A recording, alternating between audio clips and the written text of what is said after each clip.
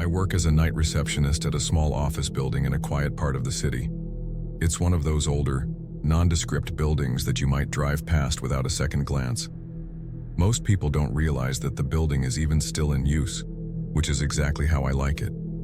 It's calm, undisturbed, and that's how I preferred my night shifts. I started the job about a year ago, and at first it was everything I needed. A quiet environment, minimal human interaction, and a regular paycheck.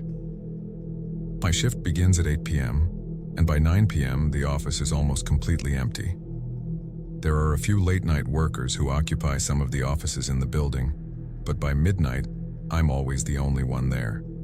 I don't mind it. I've always been comfortable in solitude, and after a long day of dealing with customers and co-workers, the peace is almost a relief. At first, the nights passed uneventfully. I would answer the few phone calls that came in, check emails, and keep myself busy with minor tasks like restocking office supplies or tidying up the lobby. The building had a strange charm to it, a sort of nostalgia that made it feel safe, despite the occasional creaks and groans that would echo through the halls. It was an old building after all, and it had its quirks. But about a month ago, things began to change.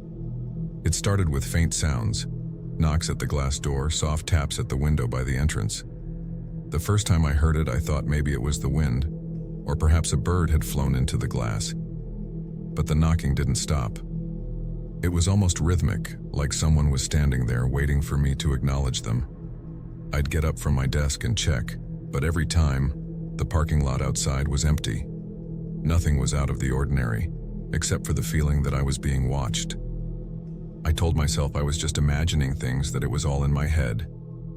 A few nights later, the tapping came again, but this time it was louder, more insistent. I went to the door and peered out through the blinds, but there was no one there. I checked the cameras, scanning the dark corners of the parking lot. Still nothing. That's when I first noticed the strange phone calls. They began with a single ring, something that felt different, like the phone was almost reaching out to me, demanding my attention. When I answered, there was only silence. I waited, thinking maybe it was a dropped call, but after several moments of dead air, I hung up. A minute later, the phone rang again. This time when I answered, there was nothing but slow, deliberate breathing on the other end. My stomach twisted. I felt my pulse quicken. It wasn't a wrong number. Someone was deliberately calling, just to breathe into the phone. I hung up immediately, feeling uneasy. I thought about calling the police, but something held me back. Maybe it was the fact that the call wasn't overtly threatening. Maybe it was just a prank. The calls continued over the next week, always around the same time, between 2 and 3 a.m. Each time the pattern was the same, a single ring followed by silence, and then that slow, deliberate breathing. The calls always came from a number I didn't recognize. I tried blocking the number, but that didn't stop it. The calls just kept coming, and each time my anxiety grew. I stopped answering the phone altogether, but that didn't make the fear go away. The feeling of being watched intensified. Then came the emails. I don't know how the person got my work email, but they did. It started innocuously enough with a single line, "I see you." It wasn't a threat. It wasn't even something I could immediately interpret as anything but strange. But there was something about it. Something unsettling. I dismissed it as another weird prank, a coincidence. But then the emails kept coming. More frequent, more specific. The second email said, "I know you're still there." The third said, "You're not alone." And the fourth was the one that made my blood run cold. "I'm right outside." I froze when I read it. My first instinct was to check the security cameras again, but nothing was out of the ordinary. No one was near the building. But the email listed a location, just a few blocks away. I started to panic. Was someone watching the building? Had they been sitting there for hours? Or was it just a sick joke? At this point, I had to admit something. I was scared. More scared than I'd ever been in my life. But I didn't tell anyone at work. I didn't want to seem paranoid. Instead, I just kept checking the cameras obsessively, trying to find any trace of the person who was tormenting me. But there was never anything there. No one on the footage, nothing that could explain what was happening. It all came to a head one night around 2 a.m. I was sitting at my desk, my fingers hovering over the keyboard when I heard it. A click. A quiet sound that was almost imperceptible, but it came from the building's main entrance. The door had unlocked. I hadn't heard anyone enter, but the door had been opened. I froze. For a long moment, I didn't know what to do. I thought about calling security, but my hands were shaking too badly to dial the number. I glanced at the cameras.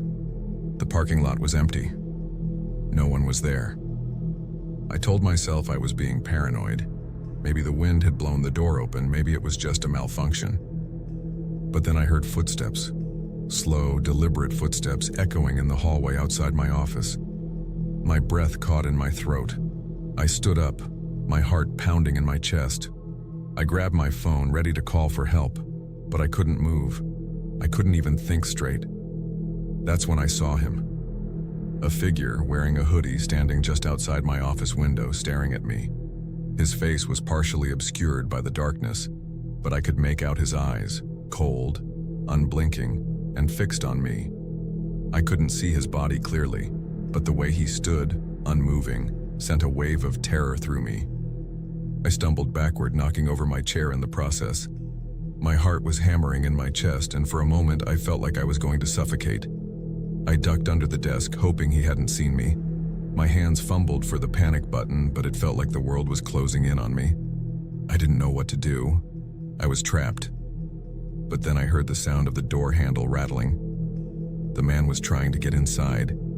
He was coming in. I quickly hit the panic button, the one I had been trained to use in emergencies, but even as I did, I felt an overwhelming sense of dread.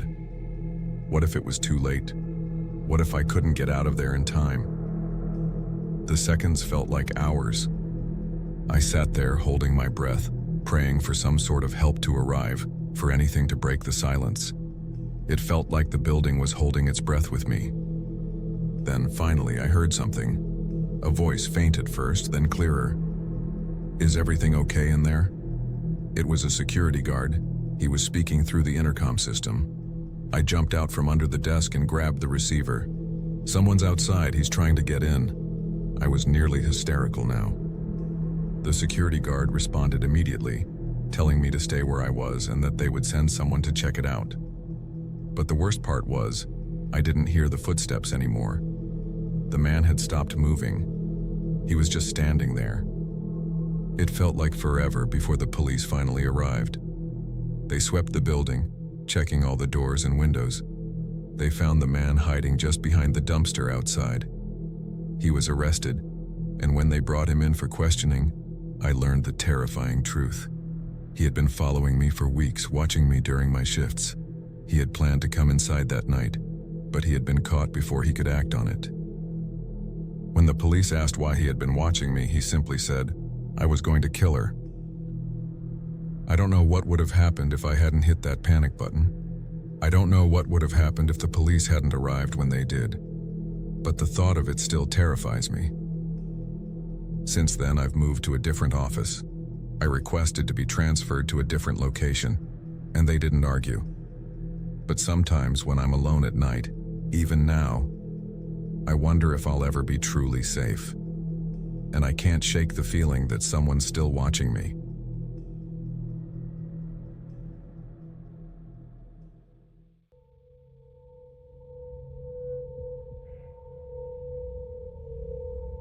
I work at a small 24-hour gas station on the outskirts of town. It's one of those places that's quiet most of the time, especially after midnight. I didn't mind the quiet at first. In fact, I preferred it.